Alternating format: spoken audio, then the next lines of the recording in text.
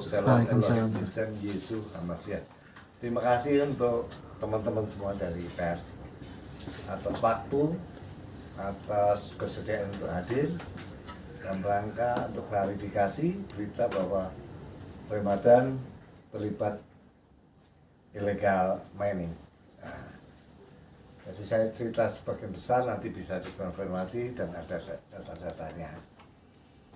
Saya kenalkan ini sebelah saya ini Pak Herman Tisna. Beliau adalah Mr. Varia zaman dulu. Oh, Mr. Varia, sebelahnya, ini maaf siapa ya? Duyan, ini pengacaranya. Jadi kita udah puluhan tahun bersahabat gitu, tapi udah puluhan tahun juga nggak ketemu. Jadi ketika ketemu 2001-an itu, kita ada beberapa urusan, ada beberapa bisnis kerjasama gitu. Terus kemudian karena saya tahu beliau punya tambang di Jambi, kita tanyakan, ya boleh nggak saya dengan Duyan beli sebagian sahamnya? Oh dia welcome, ayo. Terjadilah kesepakatan kita, terus kita ke notaris, mau saya dan Duyan mau masuk ke dalam perusahaan tersebut, BPI namanya. Ternyata yang agak mengagetkan bahwa BPI sudah bukan punya Pak Herman. BPI dikuasai oleh yang namanya Daniel Chandra. Siapa Daniel Chandra? Daniel Chandra adalah bekas pegawainya Pak Herman yang sudah keluar tahun 2012 ya. Yeah. 2012 karena alasan mau jadi bupati, mengundurkan diri, dan ternyata ketika 2021 ternyata seluruh perusahaannya sudah diambil alih. Jadi saya dengan Duyan ikut ngurus sampai gimana, sejauh mana ini persoalan gitu. Jadi kami sudah berkali-kali ke Jambi. Persoalan ini sudah ditangani oleh Mabes. Persoalan ini juga ditangani oleh Polda Jambi. Ada 3 yang dilaporkan, yaitu pemalsuan surat ya. Akta otentik dipalsukan. Kedua adalah penjualan tanah pelabuhan. Yang 3 adalah alat-alat berat yang dijual oleh oknum tersebut. Itulah kejadian secara garis besarnya. Semua data ada di, ya, kita bisa cek apa benar ucapan saya, nanti bisa di cross check teman-teman kita ini, bahwa sampai sekarang sudah berjalan bagus. Kepolisian juga sudah merespon dengan bagus, kejaksaan juga merespon dengan bagus. Kemudian apa lagi, kita semuanya sedang berjalan. Satu hal yang perlu saya beritakan, kasih kabari, bahwa sumbernya adalah akte notaris yang sudah berubah itu. Dan ketika kita usut, ternyata notarisnya juga sudah mengakui bahwa dia melakukan kesalahan, bahwa mengatakan Pak Herman hadir ketika rapat umum pemegang saham, padahal tidak pernah hadir, tidak pernah ada penjualan saham, tidak ada pernah pengalihan saham, belum pernah.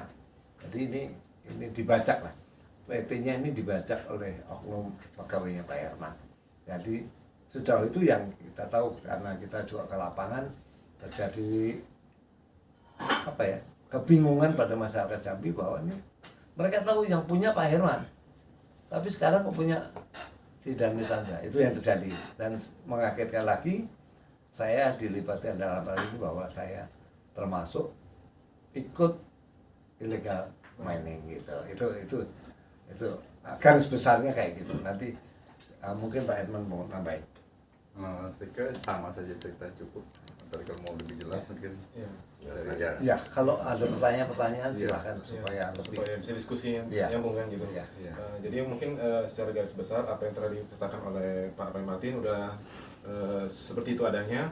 Jadi akar mula permasalahan yang ada di tubuh BB ini hanya karena adanya peralihan saham, peralihan pimpinan perusahaan tanpa sepengetahuan dari Pak Herman Tisna selaku pemilik saham terbanyak dan istrinya 1 lembar saham juga. Nah, hal tersebut tidak pernah Pak Herman lakukan, tidak pernah Pak Herman menjual kepada pihak siapapun juga. Namun tiba-tiba di tahun 2001 tersebut akta muncul dinyatakan dalam hal tersebut Pak Herman telah menghadap kepada notaris, menyerahkan kepemilikan saham dan juga jabatannya sebagai direktur. Nah, seiring jalannya waktu kita sudah melakukan upaya hukum, melakukan pelaporan pada Mabes Polri atas dugaan pasal 263, 264, 266 dan pasal 378. Hal ini sedang ditindaklanjuti oleh pihak penyelidik Mabes Polri, dan status terakhir yang kami terima, status penyelidikan akan ditingkatkan ke tahap penyidikan yang akan dilakukan gelar mungkin dalam waktu dekat, tapi nanti kita percayakan kepada pihak kepolisian. Terkait juga adanya berita-berita yang mengatakan Pak Herman Trisna sebagai penambang ilegal di Kota Jambi, hal itu kita bantah hari ini. Kenapa? Jelas kami mengantongi pada tahun 2010 izin usaha penambangan operasi produksi yang dikeluarkan oleh Bupati Muaro Jambi, di mana di situ tertera, mungkin nanti dokumen bisa kita lihatkan, dan dokumen tersebut jelas tercantum Pak Herman Trisna sebagai pemilik saham dan Ibu Cendiana Sumarko sebagai pemilik saham yang memegang izin dari penambangan batubara tersebut. Nah, jadi kalau ada oknum-oknum di luar sana mengatakan Pak Herman ini bagaimana nih? Loh, kami kan mengantongi izin. Kami mengantongi izin penambangan.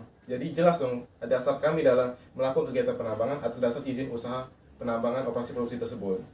Nah, maka kita bantahlah hal-hal yang mencoreng nama baik klien saya ini. Terkait juga Om Roy Martin, sama halnya beliau merupakan investor atau calon investor dari PT Bumi Warna Inti. Om Roy ikut serta Om Duyan. Om Duyan dan beserta Om Duyan. Jadi mereka berdua bersama-sama Pak Herman Trisna memperjuangkan hak yang direbut oleh orang lain, karena ini menyangkut bisnis dan ekonomis kan. Jadi ini harus dipertahankan hak orang-orang ini, dan begitu pula nama baik Om Roy dan Om Duyan yang harus kita pertahankan, di mana dicoreng seolah-olah terlibat illegal mining karena membantu Pak Herman Trisna. Padahal kita kembali lagi ke yang akar masalah tadi, Pak Herman Trisna mengantongi izin penambangan Dan perusahaannya punya beliau. ya. Perusahaan IBB ini punya dia, keluarga dia. Ini nggak ada hubungan dengan yang itu. Yang memalsu itu nggak ada, itu bukan bekas pegawai yang mengundurkan diri. Justru dalam kesempatan kali ini juga kami malah ingin menyatakan bahwa patut diduga yang melakukan penambang ilegal adalah pihak-pihak yang mengataskan nama PT Bumi Warna Inti di luar dari Pak Herman Trisna, yang menggunakan akta-akta yang kita duga palsu yang telah kita laporkan kepada Mabes Polri. Seperti itu. Atas kegiatan penambang ilegal tersebut kita telah juga melaporkan pada Direktorat Kriminal Khusus Polda Jambi, di mana kita apresiasi kinerja Polda Jambi dalam hal ini Krimsus telah turun ke lapangan mengecek kegiatan-kegiatan dan memanggil para saksi-saksi untuk mengungkap fakta-fakta yang terjadi di lapangan. Tapi seiring berjalannya waktu kita tunggu proses-proses yang sedang dilakukan oleh pihak kepolisian. Dan menyangkut juga penambangan, patut digarisbawahi. Di sini kita memiliki namanya Kepala Teknik Tambang, yaitu perpanjangan tangan dari pemerintah, dalam hal ini Kementerian SDM, di mana Kepala Teknik Tambang senantiasa berkomunikasi kepada Pak Herman Trisna selaku direktur dalam memperbarui izin, dalam hal ini RKAB namanya. Setiap tahun kita urus, setiap tahun kita laporkan kepada Kementerian SDM. Secara tidak langsung kami menyatakan kami selalu melaporkan kegiatan-kegiatan kami kepada SDM. Nah, kemudian juga ada namanya DMO, gitu ya, yang izin untuk ke PLN. Kita menyetorkan batu bara yang diberikan kepada pemerintah, itu juga kita cukupi. Karena kalau kita tidak cukupi, LKAB tidak akan pernah keluar, gitu. Oke. Om Roy, mungkin dan Om Dian, apa kerugian dialami Om Roy dan Om Dian sendiri di masa sampai hari ini ya belum. Ya, belum. Ya nama, karena ini nama. Sebenarnya kita ya karena ini sahabat, jadi soal uang kan kita ya nggak saklek gitu. Kita mau tanam tapi untung juga belum kita karena kita ke notaris angkanya kita sudah setujui gitu, kita ternyata sudah berubah. Kaget juga deh. Karena kaget kita ke Jambi.